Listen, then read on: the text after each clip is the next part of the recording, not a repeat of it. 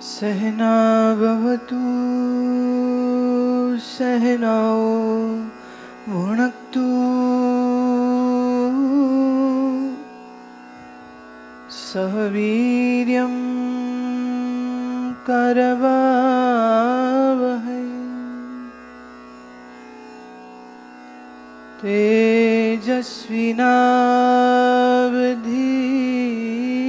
तेजस्विनावधीतमस्तु मा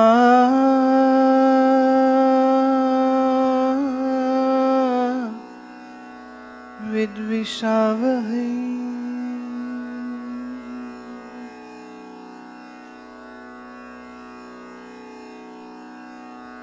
गुरुर्ब्रह्मा गुरुर्विष्णु गुरुर्देवो महेश्वर गुरुर्साक्षात् परब्रह्म तस्मै श्री गुरुवे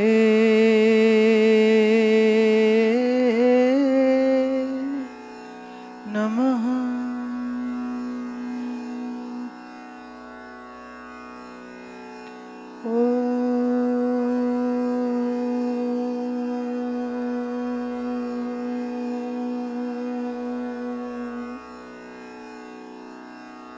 शांति शांति शांति।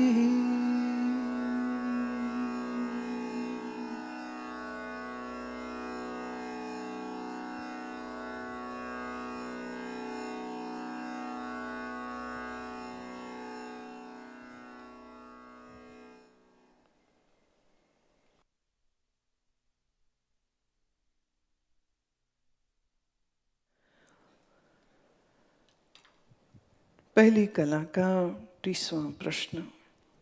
ऊपर कहे 3 वस्तुओं के विचार किस रीति से उपयोग हैं? तत्वमसि महावाक्य में स्थित त्वम और तत्पद के वाच्यर्थ जीव और ईश्वर की उपाधि रूप प्रपंच को रस्सी में सर्प की तरह, ठूठ में पुरुष की तरह, मरुभूमि में मृग जल की तरह विचार द्वारा मिथ्या जानकर त्याग करना, यह प्रपंच के विचार का उपयोग है। मैं त्वम पद का लक्ष्यार्थ आत्मा, तत्पद का लक्ष्यार्थ ब्रह्म हूँ।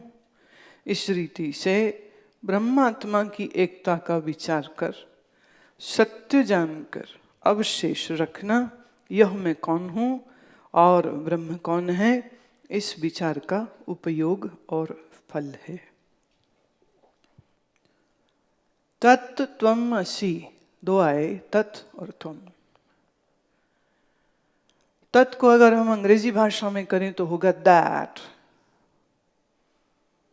दैट, वह। अब यहां वह क्या है? यहां वह में आया ईश्वर और मूल रूप से ब्रह्म। और त्वम, संस्कृत में त्वम मतलब तू, यू। तो तत् त्वम असि, तत् माने वह ब्रह्म, त्वम माने तुम जीवात्मा, असि एक ही हो। यहां एक बात समझने की है कि वो ब्रह्म को नहीं कह रहे हैं कि तुम सीधे ही नहीं शब्द उपयोग हो रहा कि तुम ब्रह्म हो, वो कह रहे तत्स्वरूप तुम हो।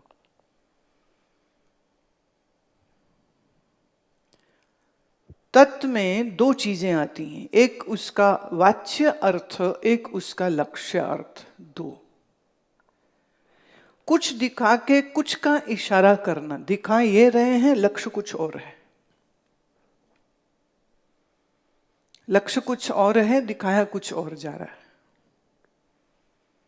जैसे किसी ने कहा कि रमेश का मकान कौन सा है, तो कहा काले रंग का बोर्ड जहां लगा है वो रमेश का घर है। जहां काले रंग का बोर्ड है, तो अब काले रंग का बोर्ड वाच्य अर्थ है, पर लक्ष्य है रमेश का घर बताना। तो कहा जहां काला। किसी ने कहा कि शर्मा जी का घर कहाँ है? बोले वो जहां कौआ बैठा हुआ है। तो वो कौआ दिखाना चाह रहे हैं कि मकान दिखाना चाह रहे हैं? तो दिखा तो कौआ रहा है। अच्छा, जब तक आदमी गली चलते हुए वहां तक पहुंचा, कौआ उड़ गया, तो क्या वो लक्ष्य को पहुंच पाएगा? तो हम जिसे ईश्वर कहते हैं वह माया विशिष्ट चैतन्य ब्रह्म है, पर हमारा लक्ष्य माया विशिष्ट चैतन्य ब्रह्म नहीं है। इसी को मैं कहती हूं कि तत्स्वरूप से ब्रह्म रूप को यथार्थ रूप से संसार जानता ही नहीं है। रामकृष्ण शिव को पूज रहे हैं बिना यह जाने कि ब्रह्म क्या है। और आतंक तो यह है कि शिव की मूर्ति को ही वो शिव समझ लेते। उस शिव को याद करा रही थी, वो उसी को शिव मान लेते।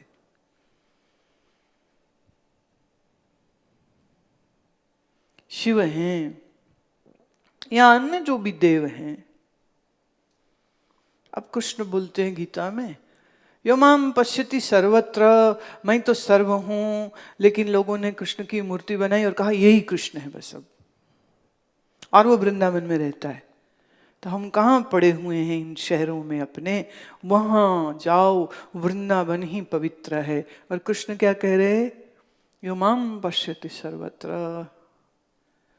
तो सर्व में कृष्ण कैसे मौजूद है? ये विषय सोचना चाहिए था। खोज का विषय है, कोई नहीं खोजता। टिकट कटाए, वृंदावन पहुंचे, टिकट कटाए, मानसरोवर पहुंच गए, केदारनाथ पहुंच गए।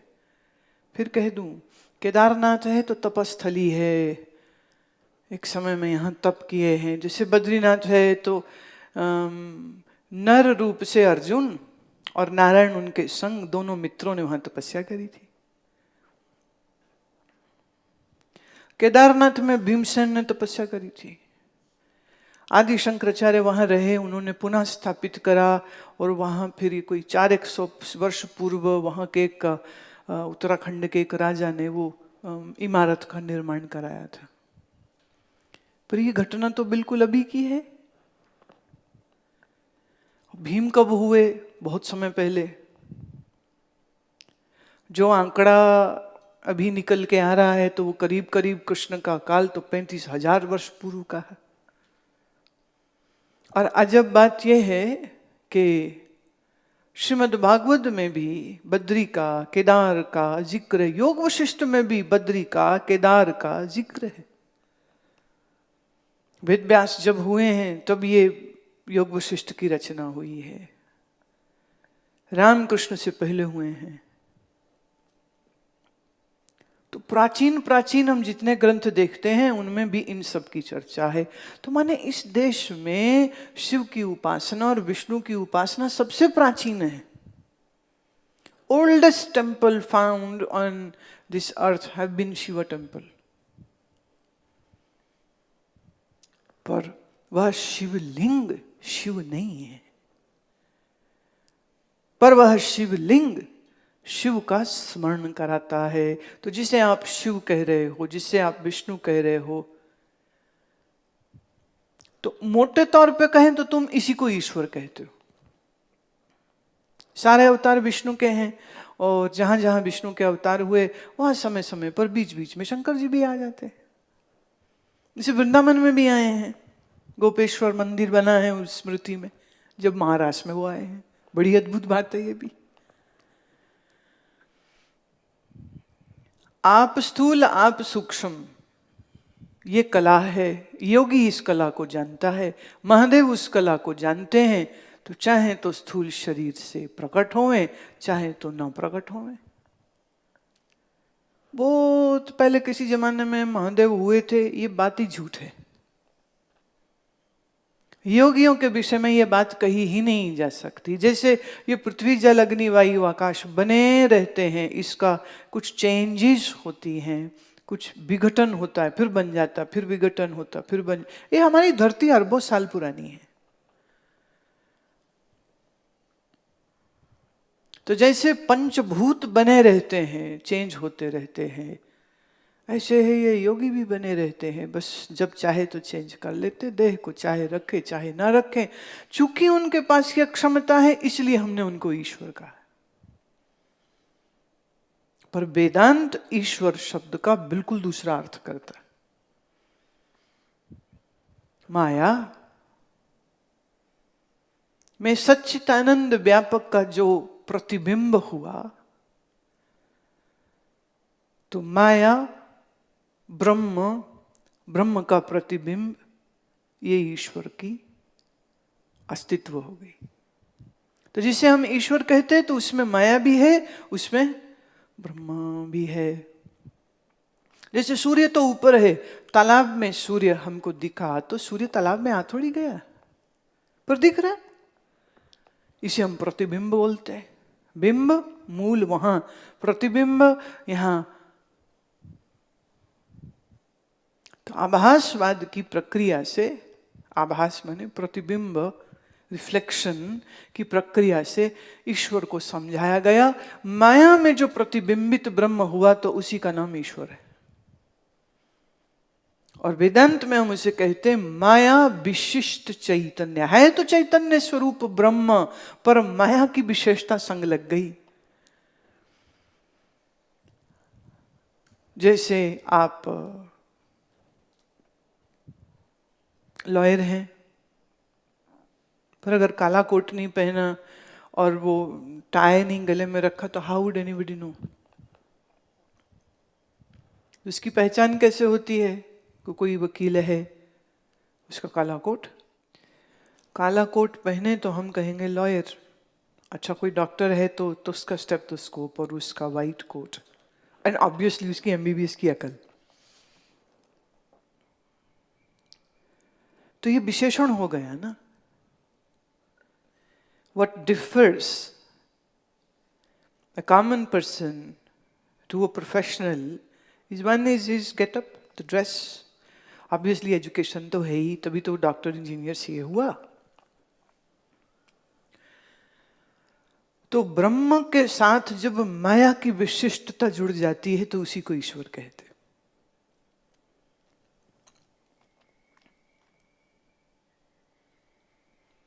पर प्रतिबिंबित तो होकर के भी बिंब शीशे में एक तो नहीं हो जाता। तो इसे हम कहते हैं उपहित। विशिष्ट और उपहित दो शब्दों को समझ लीजिए। उपहित, शीशे में आकर के भी, तुम शीशे में अपनी शक्ल देखी तो तुम शीशे में थोड़ी घुस गए, शीशे में दिख के भी शीशे से अलग हो, ये हुआ उपहित। पर प्रतिबिंब शीशे में है। अच्छा शीशे में है कि उसमें भी सिर्फ दिख ही रहा है?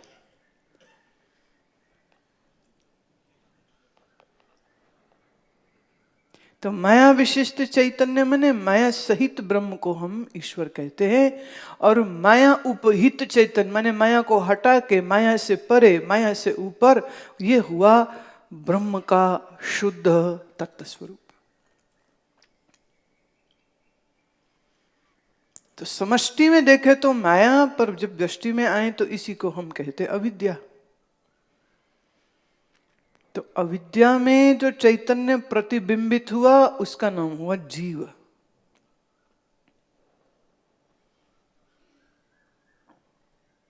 और अविद्या उपहित चैतन्य का नाम आत्मा। चक्कर खा गए?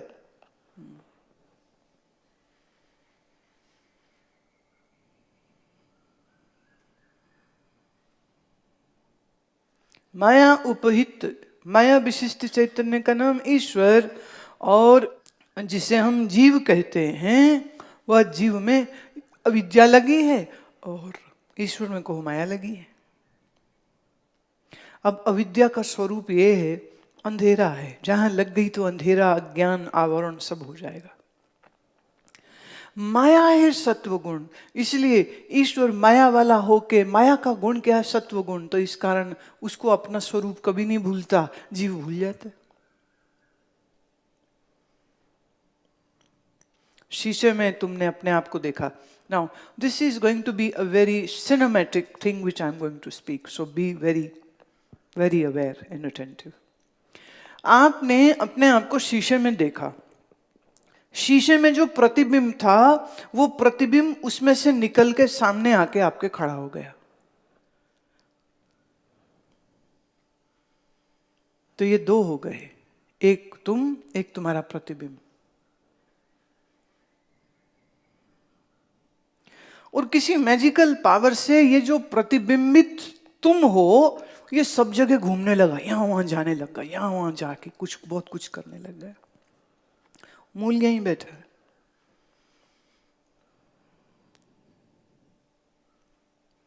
तो ये जो आना जाना, जन्म मरण हो रहा है, ये जीव का होता है, आत्मा का कभी भी नहीं होता।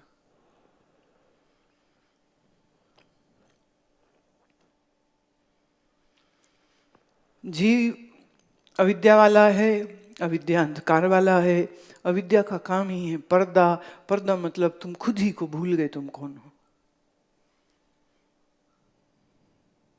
तो तत् और त्वम, तत् ईश्वर, त्वम तुम जीव, तत् ब्रह्म, त्वम आत्मा।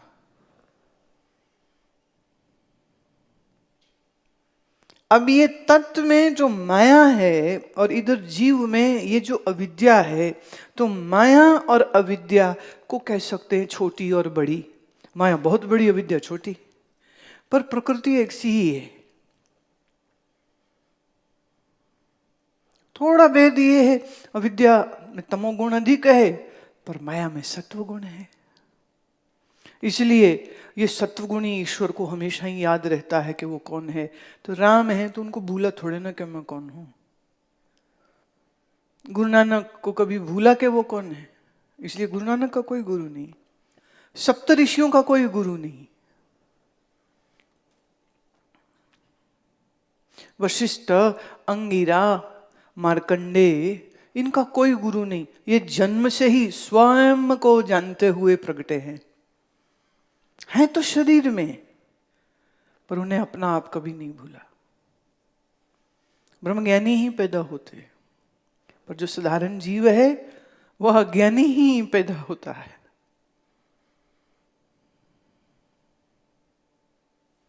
योग मार्ग में ऐसा कहते हैं कि योग करके, साधना करके जीव ईश्वर कोटि का हो सकता है। और उसका सबसे बड़ा प्रमाण स्वयं विश्वामित्र जी हैं।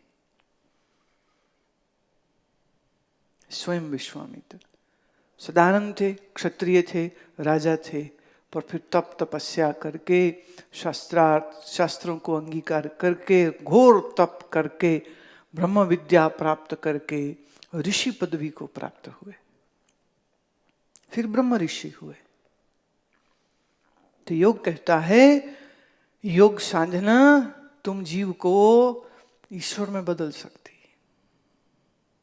इतनी कि विश्वामित्र जी नवीन सृष्टि करने की क्षमता रखते थे।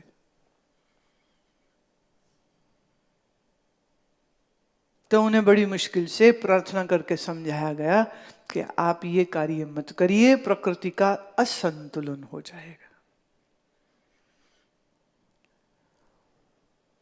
तो ये एक बड़ा विस्तार का विषय, हम अभी इसमें नहीं जाते। तो वेदांत कहता है तत् और त्वम, जीव और ईश्वर। त्वम जीव, तत् ईश्वर। तो जीव हम ये कहेंगे ये अंतःकरण और अविद्या की उपाधि लेके जीव है, और माया की उपाधि लेके ब्रह्म ही ईश्वर है। प्रपंच को रस्सी में सर्प की तरह। अब थोड़ा प्रपंच समझ लीजिए। प्रपंच में आया था 5 का विस्तार, 5 इंद्रियां, 5 विषय, तो व्यष्टि भी और समष्टि भी, सब। व्यष्टि माने इन वन यूनिट, इन समष्टि माने ऑल, द होल। तो व्यष्टि और समष्टि में ये जो पंच का विस्तार हो रखा है, ये सारा प्रपंच, ये कहा रस्सी में सर्प की न्यायी, सांप झूठ है, रस्सी सच है। ठूठ में पुरुष की न्यायी, न्यायी मतलब तरह। अब ये हमारा पुराना खड़ी बोली का अभ्यास आ गया।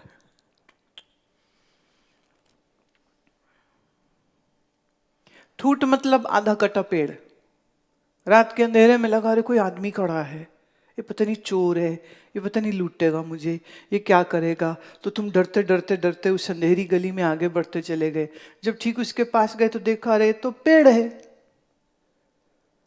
ठूठ में कोई पुरुष था ही नहीं, पुरुष भ्रम था। ऐसे ही मरुभूमि में मृग जल की तरह।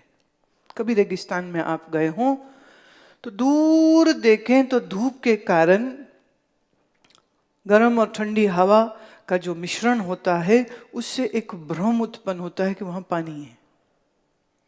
होता नहीं? आप चलिए चलिए चलिए चलिए, मीलों चल लीजिए, वो पानी के साथ कभी तुम हाथ धो नहीं सकोगे, एक बूंद नहीं मिलेगी, प्यास नहीं बुझेगी।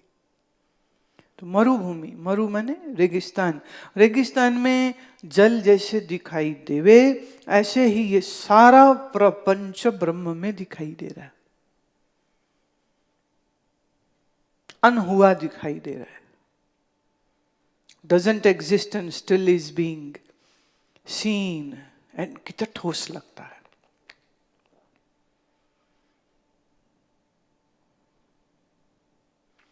ये वो भ्रम है जिसमें ठोसता भी है, स्थूलता भी है, आकार भी है, रूप रंग भी है झूठ, है धोखा।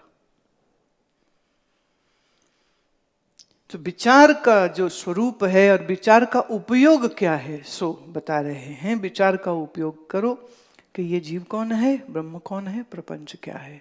तो प्रपंच मिथ्या, जीव में उसका वाच्य अर्थ छोड़िए, लक्ष्य को पकड़िए चैतन्य। ऐसे ही ईश्वर में माया को छोड़िए, माया में जो प्रतिबिंबित ब्रह्म है उसको पकड़िए। और आत्मा और ब्रह्म, तत्व और तुम में माया विद्या का तो तुम भेद कह भी सकते हो, चलो मान लेते, थोड़ी सी बात आपकी। पर माया में प्रतिबिंबित ब्रह्म और अविद्या में प्रतिबिंबित आत्मा, बोले अब ये जो आत्मा और ब्रह्म है ये दो नहीं है, ये एक ही है।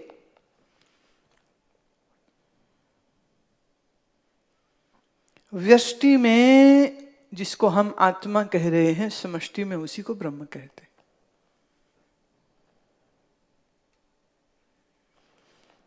इस हॉल के अंदर जितना आकाश है उसको हम कह सकते हैं कि बाहर के आकाश से अलग है। आकाश माने स्पेस। तो क्या सच में अलग है? अंदर और बाहर वाला आकाश क्या दो आकाश हैं? ये हमने आकाश काट दिया, कट गया।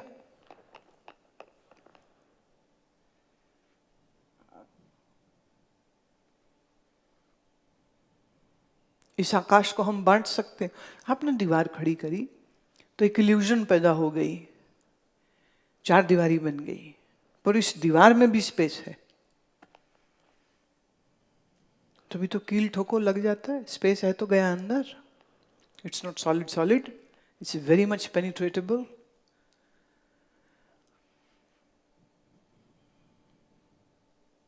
दीवार और छत बना लेने से हम आकाश को काट बांट नहीं सकते।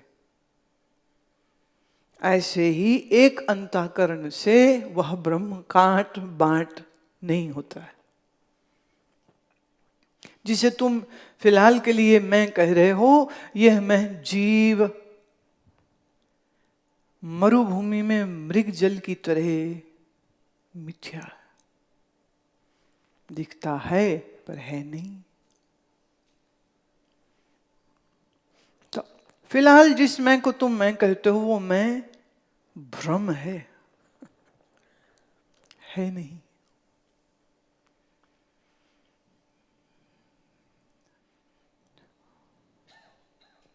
मैं आत्मा ब्रह्म हूं।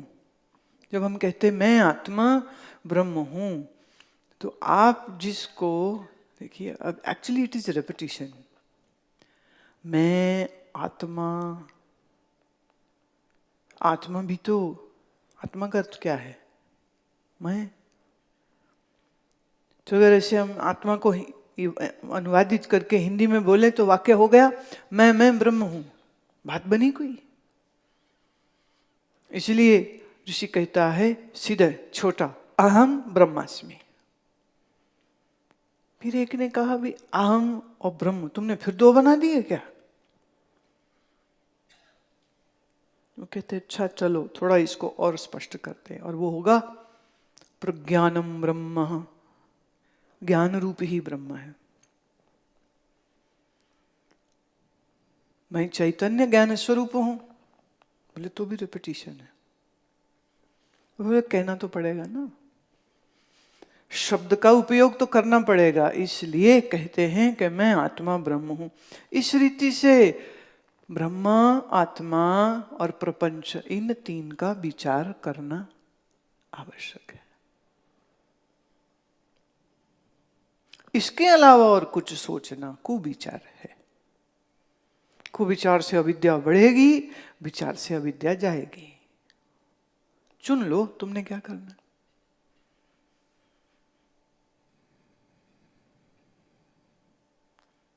आज तक जो भी किया है उससे अंधकार बढ़ा है कि कम हुआ है?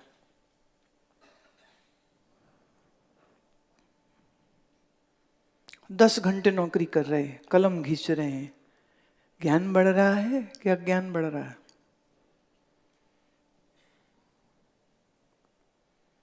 दिन भर रसोई में चूल्हा चौका करते हुए ये खाएं ये बनाएं, ये खाएं ये बनाएं, ये खाएं ये बनाएं, ये खाएं ये बनाएं, ये खाएं ये बनाएं, ये खाएं ये बनाएं, करते करते मौत आ जाती। चुप, बस कर अब।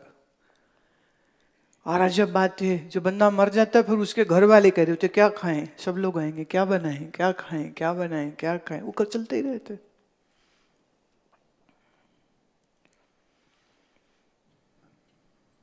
कोई मर गया था, लोग उसके चौथे पे गए, तो चौथे पर के बाद वो पाठ रखा हुआ था, पाठ के बाद ऑब्वियसली लंगर रखा हुआ था। तो मरने वाले को कोई याद नहीं करा, सब करे बड़ा स्वाद बना है भाई, ये केटरर कौन है, हम भी इसी को बुलाएंगे।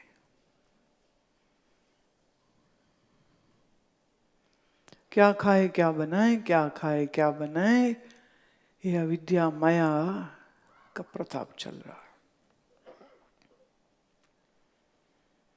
ठूठ में पुरुष की न्याय मिथ्या, रस्सी में सर्प की न्याय मिथ्या, मरुभूमि में जल की न्याय, ये प्रपंच सारा मिथ्या है। 31वां प्रश्न, इस विचार का अधिकारी कौन है और वे क्या करे? इस विचार का अधिकारी उत्तम जिज्ञासु है। उत्तम जिज्ञासु जहां शब्द लिखा है उस पर टिप्पणी दी है नंबर 30। ये टिप्पणी मतलब होता है जस्ट रीड बिलो, तो वह आपको थोड़ा और डिटेल दे देता है। तो इसका वो कहते हैं नंबर 30 पे, विवेक, वैराग्य, षट संपत्ति, मुमुक्षुता, इन चारों साधनों सहित जो हुए उसको जिज्ञासु कहते हैं। ये लक्षण नंबर 1 है। इस एक लक्षण में बहुत सारे लक्षण हैं।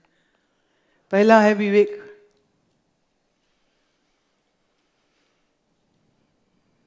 आत्मा क्या है ये जानता है, अनात्मा क्या है ये जो जानता है उसको विवेक कहते हैं।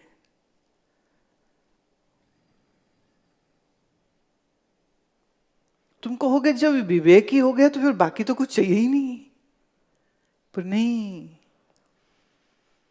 जिस अनात्मा को जाना उस अनात्मा से वैराग्य भी तो हो। एक तरफ का सब संसार झूठ है, दूसरी तरफ इसी संसार में दौड़े लगा रहा है। झूठ के पीछे दौड़ लगाते हो, बात नहीं बनती।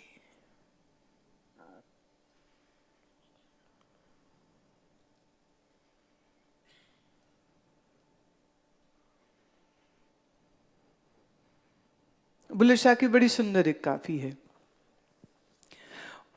ए बुल्लिया दस तू अपना ठिकाना, किधरों आया किधरों जाना। बुल्लिया दस तू अपना ठिकाना, किधरों आया किधरों जाना।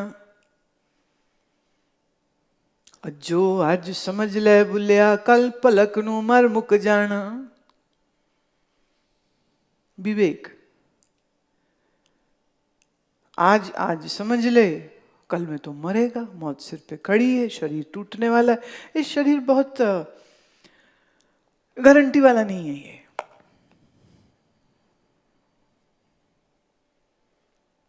मिक्सी, ग्राइंडर, फ्रिज, कूलर की गारंटी है, पर जिसने खरीदा है उस इंसान की कोई गारंटी नहीं है।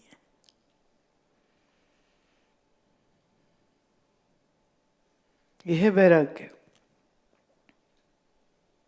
एक तो कहते नहीं, दुनिया में तो कुछ नहीं रखा, हम तो स्वर्ग का सुख लेंगे, वैकुंठ का सुख लेंगे। तो विचार सागर में स्वामी जी कहते हैं कि इस जगत के नहीं, ब्रह्मलोक के सुखों से भी जिसको आशा नहीं है वो वैरागी। जैसे ये जो जिहादी, वो कहते हैं यहां मर जाओ, शहीद हो जाओ, हाँ, और जिहादी अगर हो गए तो जन्नत में सीधे 72 हूरें मिलेंगी। Young virgin, always 16 years, never 17. They don't sweat, they don't get old. You'll get 72. तो कह रहे यहाँ की बुढ़ी खूसट जो हो जाने वाली लड़की है, उसके पीछे क्या करना, बम फोड़ो, मर जाओ, कहाँ पहुंचे, जन्नत, क्या मिलेगी, 72। तो वो हूर के चक्कर में खुद को मार रहे हैं, दूसरों को मार रहे हैं। क्या पागलपन थी।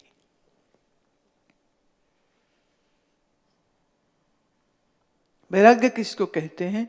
ये संसार ही नहीं, सो कॉल्ड जन्नत स्वर्ग, सो कॉल्ड जो आपका बैकुंठ है, ब्रह्मलोक लो भोग जो, चाहे सबन को त्याग, वेद अर्थ क्या ता मुनि कहता है वैराग्य। ब्रह्म के लोक का भी भोग नहीं चाहिए, जिससे वो है वैराग्य।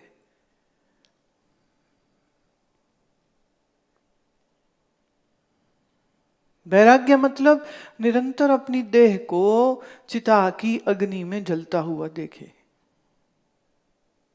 बहुत वर्ष पहले हमने मृत्यु ध्यान कराया था। लोग चीखे मार मार के डर गए थे। कुछ नहीं था, बस अपनी ही देह को मृत देखना, उसका एक पूरा विजुअलाइजेशन कराया। बर्दाश्त नहीं हुआ था, लोगों से डर गए। कई लोग तो उसके बाद आए ही नहीं, वो हमारे पास आने ही छोड़ दिया उन्होंने। इसे कहते वैराग्य। ये जो लाल कपड़ा पहनते हैं ना, वो इसलिए, ये लाल रंग अग्नि का सूचक है।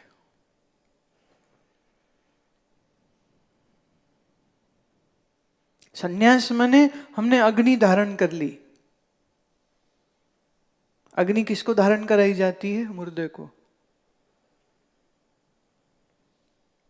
तो लाल कपड़ा पहनने का अर्थ है, संन्यास का अर्थ होता था हम मृत हैं संसार के लिए। तो जो मर ही गया उसको क्या चाहिए दुनिया का, बोलो? वो तो सब छोड़ जाता है।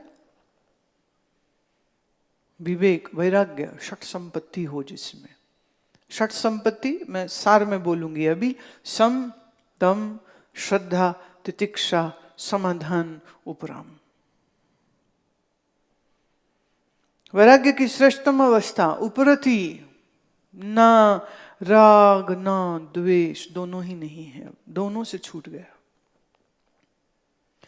मन के सम होने का अर्थ है मन में कोई वृत्ति विचार संसार की उठती ही नहीं, मन एब्सोल्यूट क्वाइट।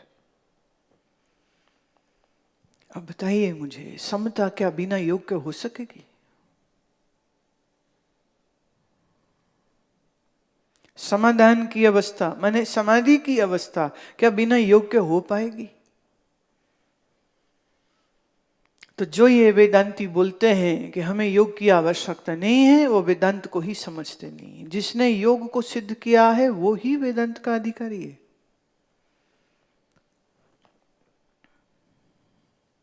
हमारे एक संत वो कहा करते थे कि जो हड्डी मांस के लोथड़े इन गंदगी के टोकरों के ऊपर लट्टू हुए पड़े हैं, ये वेदांत उनके लिए नहीं है। शरीर क्या है? हड्डी मांस का लोथड़ा और गंदगी का टोकरा। इस 28 फीट की आंतों में, जो आपकी बड़ी आंत होती है 12 फीट की, इस 10 से 12 फीट की आंत में परमानेंट मल भरा रहता है। जो सुबह तुम मोशन जाते हो पार्शली क्लियर होता है, कुछ हिस्सा फिर भी बना रहता है। आप 4 दिन 5 दिन नींबू पानी का उपवास करिए, तो छठे दिन अनिमा करेंगे तो भी उसमें मल निकलता है। कहां से आया? कुछ खाया तो है ही नहीं, क्योंकि इस बड़ी आंत में मल परमानेंट पड़ा रहता है। कुछ हिस्सा जाता है, कुछ हिस्सा बना रहता है। शरीर का सिस्टम ही ऐसा है। तो वो कहा करते थे, ये शरीर क्या है? हड्डी मांस का लोथड़ा, गंदगी का टोकरा।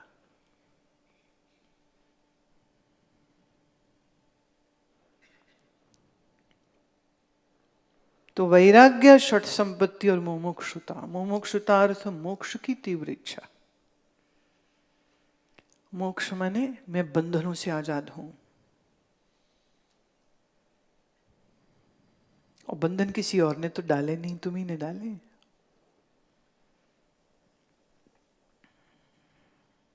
कोई जब साधु होता है तो वो इसलिए नहीं कि इससे भगवान खुश होता है। वो कहते जिन बंधनों को मृत्यु ने तोड़ना है, मैं उनको आज तोड़ता हूं। मृत्यु भी तो तोड़ेगी कि नहीं तोड़ेगी?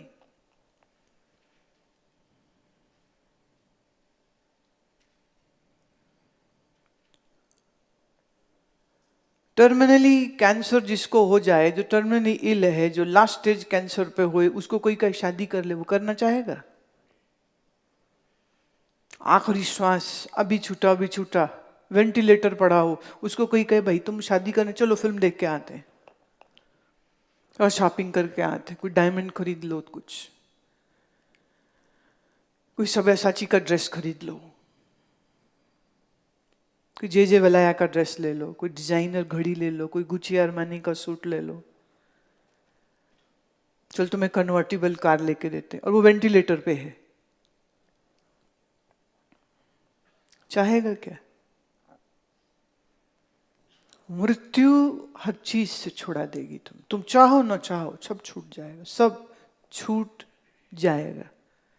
साधु कहता मैं जीते ही छोड़ता हूं। सस्पेंड होना अच्छा कि रिजाइन कर देना अच्छा? तुम सब सस्पेंड होगे।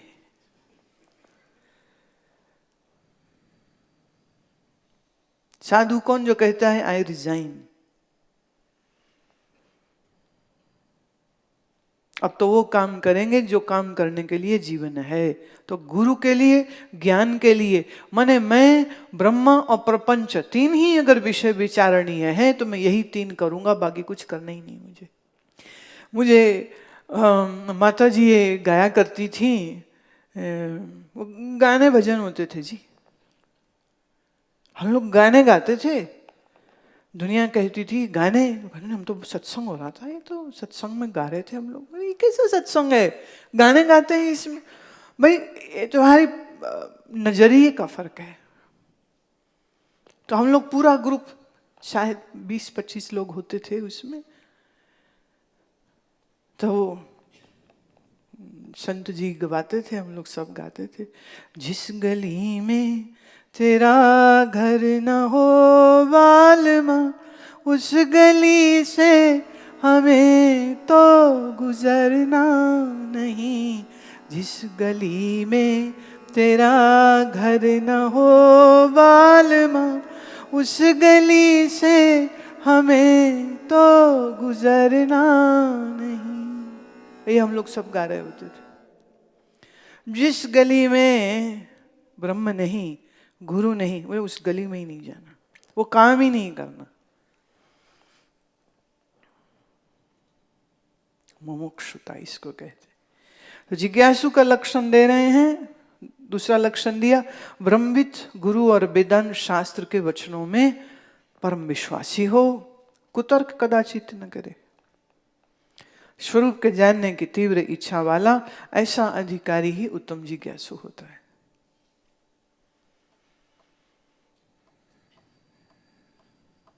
ज्ञान का अधिकारी को ही ज्ञान होता है। ज्ञान का जो अधिकारी नहीं, उसको सिर्फ शब्द सुनाई पड़ेंगे, ज्ञान नहीं होगा। It's very strange. जैसे बारिश हो, खड्डे भर जाते हैं, ठूठ, पेड़, पर्वत, वहां पानी की एक बूंद नहीं रहती, सब बह जाता है। तो ज्ञान का अधिकारी होगा तो ज्ञान उसके चित्त में टिक जाएगा, ज्ञान का अधिकारी नहीं तो सब गया, वो अविद्या ही छाई रह जाती। जैसे हम लोग फर्नीचर पे, पेंट पे, एक पेंट होता है जिसमें पीयू कोटिंग होती है, जिसमें पीयू कोटिंग हो उस पर दाग नहीं पड़ता।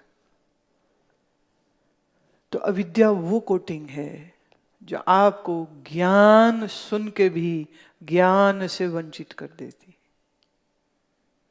रतन हाथ में आया भी पर फिसल जाएगा,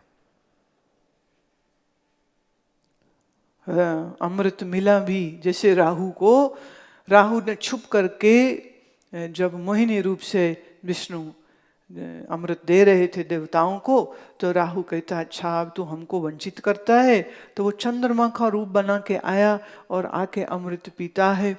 और शनिदेव जी ने ये देख लिया तो शनि ने तुरंत कहा, ए विष्णु, ये जो तेरे सामने है ये असली चंद्रमा नहीं है, ये तो राहु है। तो विष्णु अपना सुदर्शन चक्र से राहु इसके पहले कि वो अमृत का घूंट भर के अंदर पहुंचा लेता तो उसकी गर्दन काट दी। पर चूंकि यहां तक अमृत आ गया था तो सर बच गया, पर धड़ा लग हो गया। ये जो धड़ हुआ है इसी को हम एस्ट्रोलॉजी में केतु बोलते हैं, और ये जो सर है इसी को हम राहु बोलते हैं। मिल के भी नहीं मिला। देव होना चाह रहा था, अमृत पी के भी राहु देव नहीं है। राहु को हम असुर कोटि में ही गिनते हैं। अमृत मिला तो सूर्य देव हो गए, मंगल देव हो गए, बुध देव हो गए, सब देव हो गए। राहु को मिला पर मिलके भी वो देवता नहीं कहलाया, उसको हम तो भी असुर, उसे हम क्रूर ग्रह कहते। ये ग्रह भी नहीं है, बेचारे का अस्तित्व ही नहीं है, खाली सर ही सर है, कोई अस्तित्व ही नहीं। तो जिज्ञासु, पानी 100 डिग्री पे ही भाप बनता है, उससे पहले नहीं। तो इसमें कोई भेदभाव की बात नहीं, योग्यता की बात है। ये कोई रिजर्वेशन नहीं है, अधिकार की बात है। तो अधिकार कैसे आता है? उत्तम जिज्ञासु। हम उत्तम जिज्ञासु कैसे बनते हैं? विवेक वैराग्य षट संपत्ति मुमुक्षुता से, वेद शास्त्र गुरु में श्रद्धा रखने से। कुतर्क ना करे। कुतर्क मतलब मैंने व्यर्थ की क्वेश्चनिंग।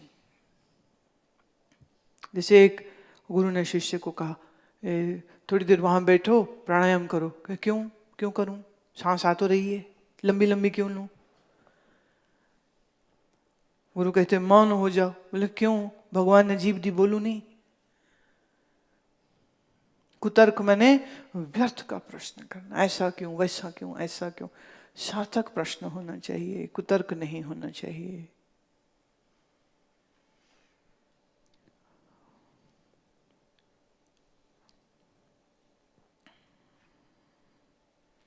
31वें प्रश्न का हम लोग उत्तर कर रहे हैं, जिसमें आपने कहा इस विचार का अधिकारी उत्तम जिज्ञासु है।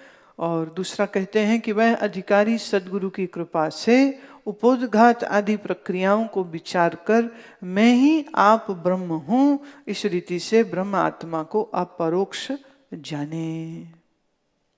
उपोद्घात शुरू ये तो जो प्रथम कला को ही उपोद्घात से ही शुरू हुआ था। उपोद्घात मतलब जिस विषय को हम प्रतिपादित करने जा रहे हैं, माने जिस विषय को हम इस चैप्टर में एस्टैब्लिश करने जा रहे हैं, माने what is the agenda of the meeting?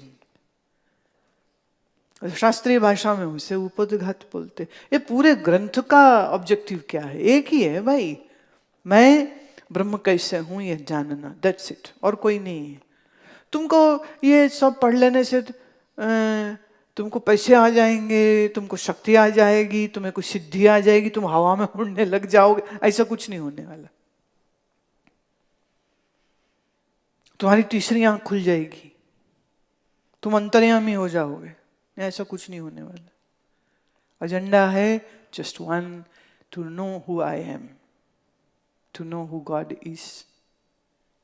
God शब्द से कह रही हूं, गॉड को जब हम अनुवादित करते हैं हिंदी में तो वो बनता है ईश्वर, ब्रह्म नहीं होता है। Isn't it strange? इस्लाम है, क्रिश्चियनिटी है, जुडाइज्म है, वो ईश्वर ईश्वर ईश्वर ईश्वर करते हैं, ब्रह्म का तो पता भी नहीं। इसलिए ईश्वर का बेटा आया, ईश्वर का पैगंबर आया, वो इसी को खेलते रहते। और हम क्या कह रहे हैं? ईश्वर भी प्रतिबिंब है, असली नहीं। मुंबईया भाषा में बोले तो ईश्वर की भी बात लगा दी है ब्रह्मज्ञानियों ने। क्या हिम्मत है ऐसी हिम्मत किसी की? आइए, भारत की सनातन धर्म की विशिष्टता है कि हम ईश्वर को नकार के भी अनीश्वरवादी नहीं होते हैं, हम नास्तिक नहीं होते हैं ये बोल के भी, हम परम आस्तिक होते हैं।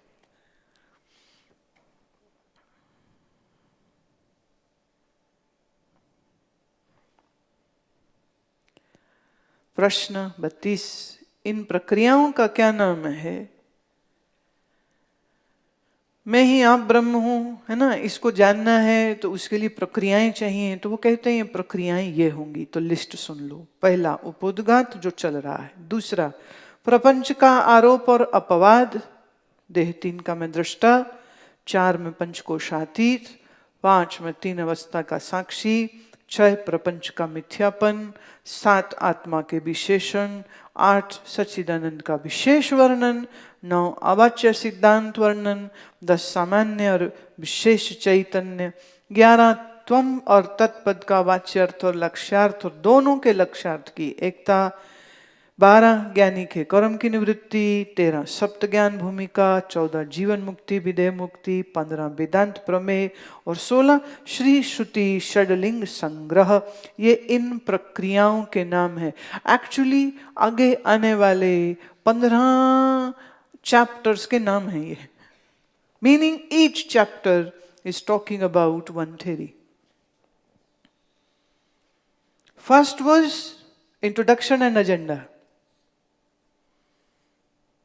You know how scientifically it is being laid, so logically laid. तो ये आगे का पूरा एजेंडा उन्होंने रख दिया। ये प्रपंच क्या है, मैं क्या है, देह क्या है, 3 अवस्था क्या है, जीव ईश्वर क्या है, सप्त ज्ञान क्या है, ज्ञानी का लक्षण क्या है, कर्म से मुक्ति क्या है, वेदांत प्रमेय क्या है, सामान्य चैतन्य, विशेष चैतन्य क्या है, वाच्यार्थ लक्ष्यार्थ क्या है, आत्मा का विशेषण क्या है, पंचकोश क्या है, 3 अवस्था क्या है, देह 3 क्या है, ले सबका विचार करेंगे। क्यों? ताकि इसमें आपके 2-2 सींग निकल जाएं। क्यों करेंगे ये विचार? ये हम विचार इसलिए करेंगे कि हमें हमारा पता लग जाए।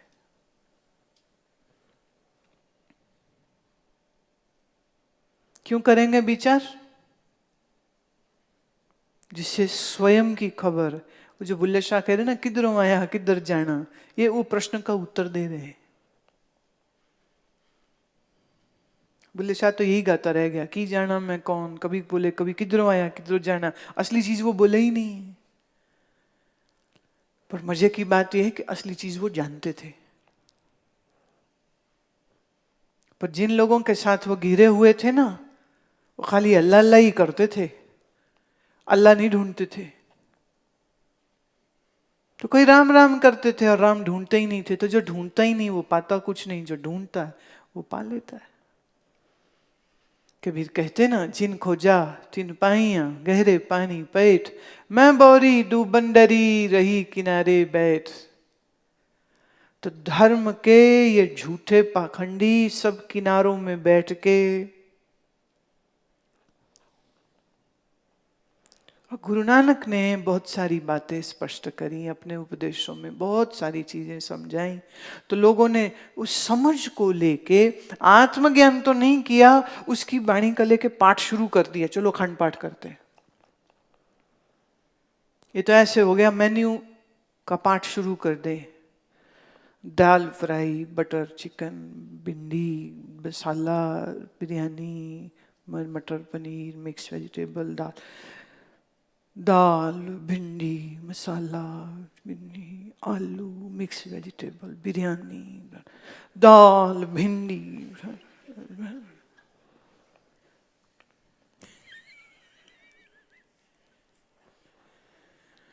मेन्यू का पाठ करने से पेट नहीं भरता। ऐसे ही बैठ के पाठ पढ़ लो, चाहे गीता का चाहे गुरबाणी का, पेट नहीं भरने वाला।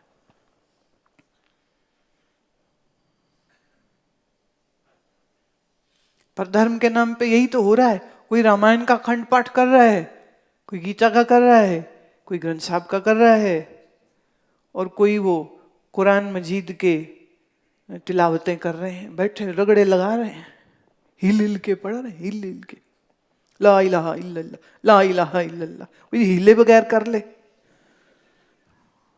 पर मन हिला पड़ा है तो तन भी हिलता रहता है।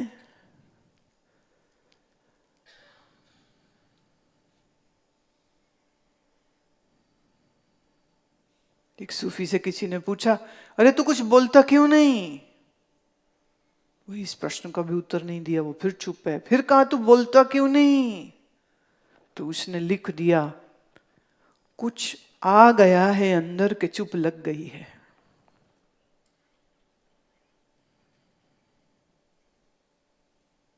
कुछ आ गया है अंदर के चुप लग गई है।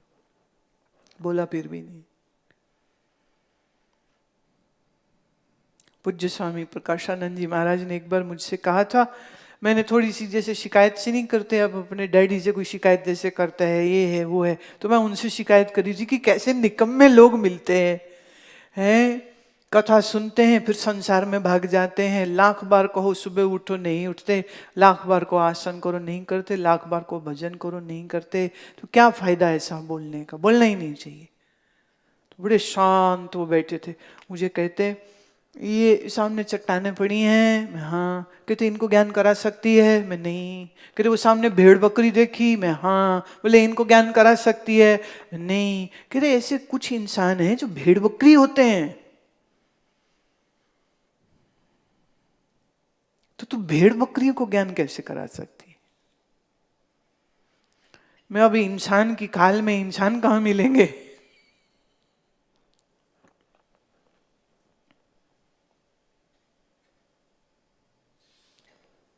अभी के विषय के अनुसार कहूं तो जिज्ञासु कहां मिलेंगे? जिज्ञासु तो है ही नहीं कोई। अब आप जितने बैठे हो मन के तल पर सब कुछ बीमारियों को लेके बैठे हुए हो।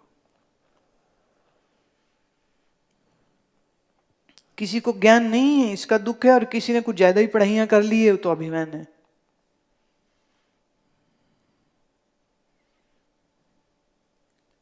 किसी को इसका लोभ है कि पता नहीं क्या खास चीज करने वाले, बाकी करी हमने, ये कैसे छोड़ दें, ये भी कर लेते हैं।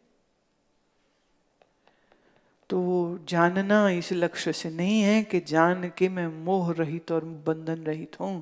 जानना इसलिए है क्योंकि ये ईगो सेटिस्फाई होती है कि मुझे ये भी पता है।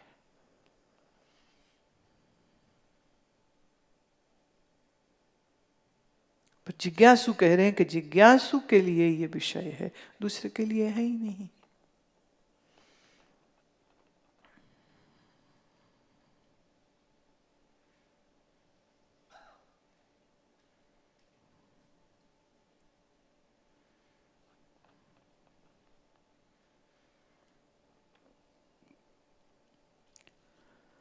इसमें जो टिप्पणियां दी हैं, आप चाहें तो अपने समय में इन टिप्पणियों को पढ़ लीजिएगा।